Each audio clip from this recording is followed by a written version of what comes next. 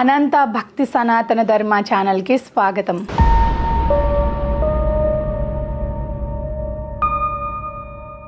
ఓం శ్రీ గణేశాయ నమః. ఓం శ్రీ సరస్వతీయై నమః. ఓం శ్రీ గురుభ్యో నమః. దేవర్షి అయిన నారదుడు సాక్షాత్ శ్రీ మహావిష్ణు యొక్క అవతార రూపుడు. యోగీశ్వరేశ్వరుడైన శ్రీకృష్ణుడు దేవర్షి నాంచ నారదః అని అన్నాడు. అట్టి మహానీయుడైన నారదుడు ఒక్కసారి శ్రీకృష్ణుని దర్శించుటకై వచ్చి దండ ప్రమాణములు చేసి, భగవాన్, సత్సాంగత్యము యొక్క ఫలము దయచేసి వివరముగా చెప్పండి అని కోరినాడు.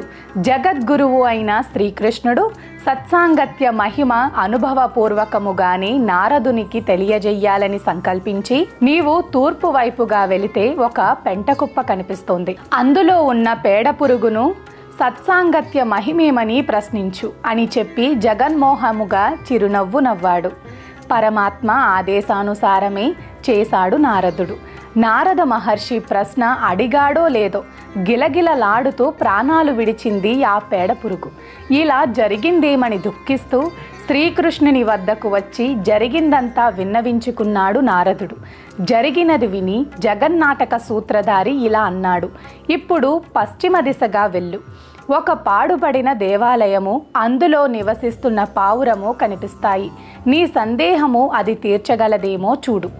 వెంటనే బయలుదేరి పావురమును కలుసుకొని తన ప్రశ్న వేశాడు నారదుడు. అదేమి చిత్రమో, ఆ కపోతము నారద మహర్షి పాదాల మీద పడి ప్రాణాలు విడిచింది.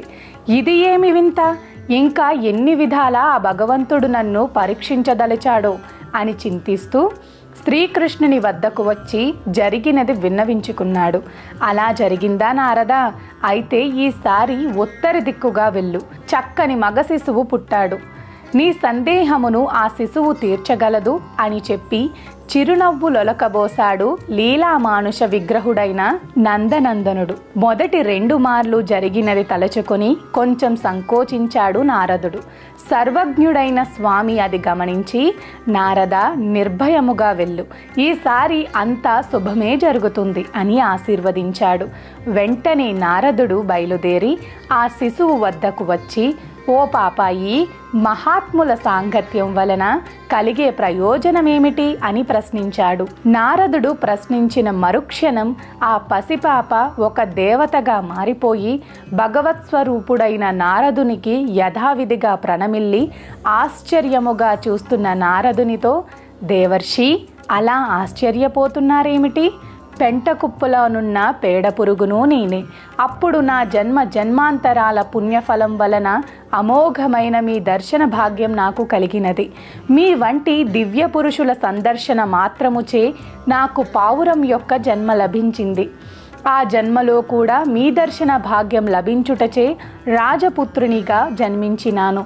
మరలా ఈ జన్మలో మీ దుర్లభ దర్శనము కలిగినందువల్ల నాకు దైవత్వము లభించినది. మహాత్ముల సాంగత్యం యొక్క మహిమ ఇంతటిది అని అంటూ దేవలోకానికి వెళ్ళిపోయాడు.